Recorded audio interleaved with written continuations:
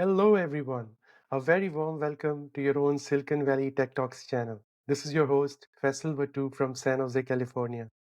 The topic for our today's show is online dating platforms and the use of technology. We are fortunate to have Sam Lukens as our guest today. Sam is the COO and co founder of a company called Hatch. Hatch has launched an online dating platform in Atlanta and now working on scaling it to the rest of United States. Before Hatch, Sam held leadership, marketing, and sales roles at various companies in Silicon Valley. So, without any further delay, let's go and talk to Sam and learn from his insights on online dating industry. Hello, Sam. Welcome to our show. How are you doing today? Great. Thank you for having me, Faisal. I'm really excited to be here. So, Sam, we already have so many online dating platforms in the market: Tinder, Match.com, Hinge, Occupied, and many more. So, what unique value proposition you are offering to your customers in this already crowded market? Why would customers come to you? It's a really good question, and it's something that we get asked a lot. The dating app space is probably one of the most crowded consumer app spaces that's out there right now. Um, it's been building really since the days of eHarmony and Match.com. Even prior to that, there were some other solutions, and now we're here where we have thousands of dating apps and new ones coming out every day. Really, the angle that Hatch took was not one of taking a subset of the population, which is what a lot of the other players in the market are doing today, and trying to hone in on that niche. We actually made the tweak in the product side by making the user flow and the user experience something that's totally different than what's out there.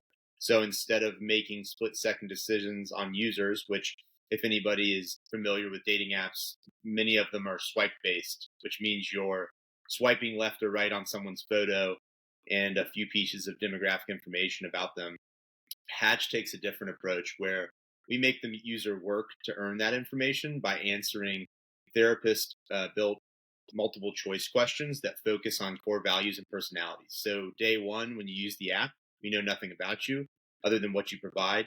You get pre selected matches that our algorithm provides based on the information you give us. Your face is actually covered by an egg avatar. We have about 60 egg avatar designs that cover your photo, and you get stuck in a forum to answer questions with these matches. You answer them one on one. If each match answers it the same as you, the egg actually hatches off and you see part of their photo and get more information about them. If you do that 4 times successfully, which it sounds like a lot, but it's actually happening very fast and it's very easy to do, you earn the right to chat with that person. So, 4 successful matches based on core value and personality based multiple choice questions allows you to chat with a user and already know something about them once you're in that kind of um, chatting arena, so that it's not as awkward of an experience and it's a little bit more like um, a matchmaking quality where we're curating your matches. The more you use the app, the more questions you answer, the more we learn about you. So by day 4 or 5, we're providing a very highly qualified match set for you to actually answer those questions with and hopefully match and meet somebody that you could potentially see spending more time with. What is your vision about this online dating industry? I mean, the future, where this market is going in next 5 to 10 years. What will be the trends of customer needs going forward, and will those new trends lead into new scenarios and use cases? Yeah, it's interesting because I think 5 years ago, a lot of people would have said that dating apps were still taboo. Now dating apps are and becoming even more so. They're the number one way that American couples meet, and even if you push that out towards a global stage, it holds the same tone. So our view of the online dating space is that right now online dating is becoming the norm. There's a lot of new solutions coming out to provide alternate experiences to those users. Just like any technology that comes out, there's the first players that kind of have to break through the ice, and then there's those follow on players that are trying to improve on what was previously built, solve some of the industry issues, which is where I feel like Hatch lies, which is there's a lot of depression issues and many other mental health issues that occurred out of the current dating apps that are out there, largely due to superficiality, split second decision making.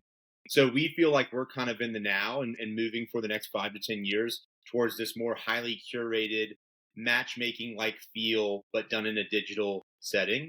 And then after that, I think, you can let yourself dream, but the worlds of, VR and AI might start to take over, and it might be even a little bit more hands off for the user and a little bit more hands on for the technology. But, right now we feel like we have a really good runway, and we see the market kind of heading in our direction, which is highly curated experience for users done in a manner that is providing a data-based and analytics-based matchmaking system where users are getting highly qualified matches. That's where we see the market going, and we see users using fewer apps but using them more often. You briefly touched upon some of the technologies, and that is actually my next question.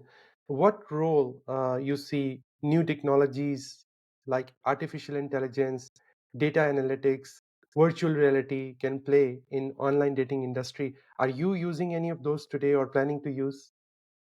It's a good question, and it's a sensitive topic in the dating app space because there's the balance between, especially as a founder of a dating app, not using them at all, which is obviously not a pathway we can go down, or leveraging them too much and not really listening to our customers, which is, right now our customer base, our user base is saying they want the experience to be more human and less, out of touch, right? They want to have a higher, more curated experience, but they want to do it in a way that feels more human and natural and organic. So we've found ways to implement AI as what I would call complementary technology, not supplementary technology. So by making the experience more safe, we partner with content moderation services that leverage AI to tag inappropriate behavior that's not in line with our terms of service. We leverage it for content creation to more quickly get information out to our users and present our brand in a way that we feel like we need to present it. To increase feature velocity, our dev team finding ways to implement AI to push the envelope in terms of our roadmap and our product development. As far as how AI actually operates in the app, you could say it's machine learning. You could go as far to say it's kind of the baby steps of AI, but our algorithm that's proprietary, we've implemented a lot of AI like capabilities to make sure that the user and matchmaking experience is highly curated. To answer your question about how we think it's going and where we think AI will play a role, maybe even virtual reality, it's a tough one because we're just right on the footprints of those technologies taking hold in industries that are a lot less sensitive than ours. And we feel that our user base is actually asking for the opposite of that right now. If you look at what people are saying about what's out there, they're saying it's too quick and it's not as curated and it's a little bit less human and it's too superficial. So in our eyes, VR, someone is going to take that step. And I feel very confident there's a large grouping of the population that's ready to take that step too. It's just our focus and our user base is kind of saying the opposite, which is they want a more human, less superficial, more, in-person like experience, but done virtually. Now, you could say that VR is the solve for that, but unfortunately, that's actually removing the complete human element, which is actually presenting an avatar like yourself, as opposed to presenting information of yourself. We feel like that might be taking it a step too far for the user right now.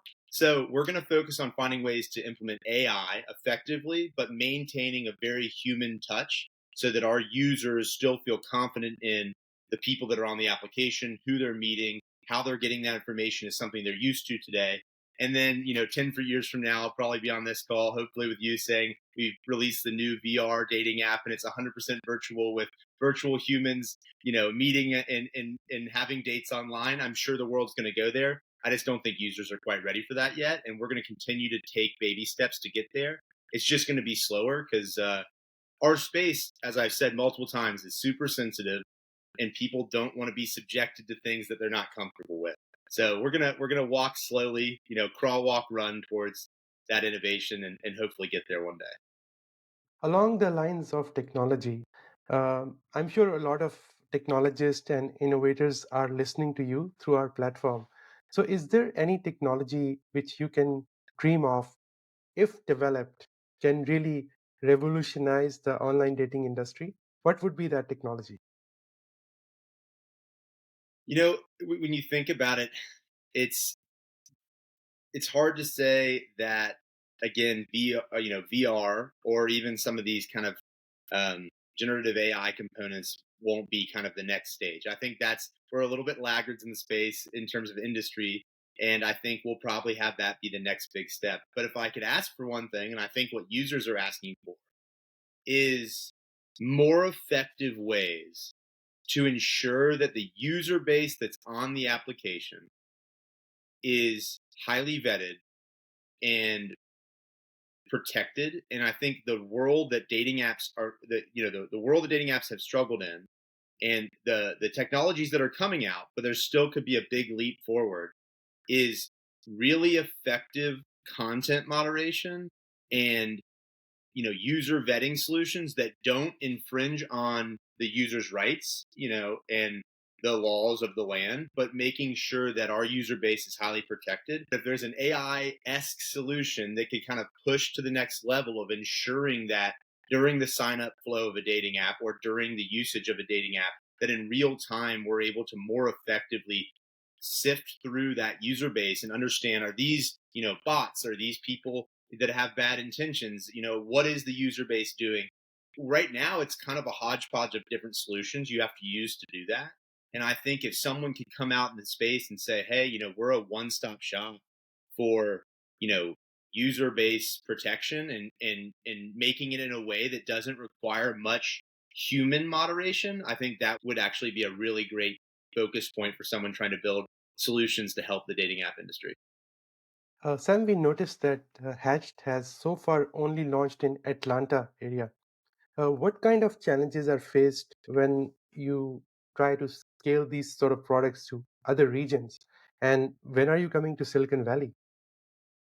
Silicon Valley, we'll get there eventually. You're a long way from Atlanta, but we're gonna get there, and we're gonna continue to grow outward, and we'll definitely be servicing not just the Northern California, but the Southern California market, and all of the West Coast at some point. Really, the big focus for us is understanding user behavior, getting user response, and innovating and making sure that we're providing the proper products and feedback to those users early. So some dating apps take the approach of national launch. They get very large user bases very quickly, but their retention rates typically struggle. And from a product innovation standpoint, they don't really have a beat on what the users asking of them. So a lot of times the innovation that takes place is done improperly or kind of goes down an avenue that users aren't really asking for. This was a decision that we made. We've tried to follow the blueprint of the major flag bearers before us, which are the Tinders and the Bumbles and the Hinges of the world, who really effectively built geo-specific launch regions to ensure that as they grew, they were providing the same quality of experience that users expected of them in the cities they were prior, but also ensured that as they expanded into different markets, they were curating an experience that was applicable to all of the markets they were in, not just one. So, for us, the next big step is to expand to the larger Southeast. And then the goal would be, after we expand to the Southeast, to eventually open up nationally. I see us being national sometime next year. A lot of it's just trying to grow smart, not just grow to grow. We're taking the approach of, what is our retention rates? How can we improve our product? And hopefully provide a solution to the market that fixes the things that other dating apps, have largely caused. So it's a long-winded answer to a pretty simple question, but it's one that we think on every day. And I'm sure I'll probably be, saying we're going to launch in California next year, and we might launch there in November 15th. But we're going to let the users decide that, and we're going to go as quickly as they allow us, and hopefully have a really awesome nationally available product sometime next year. I hope so too. And good luck, Sam and team, on that. This was so insightful. Thank you so much for joining our show. I'm sure our audience would benefit a lot from the insights you shared on the online dating industry. Well, thank you for having me. I hope it was, insightful, and I'm so thankful to have been asked to join the show. And I love your show. I've been watching it for quite some time, so I'm very excited to be here, and look forward to continued conversation. Thank you.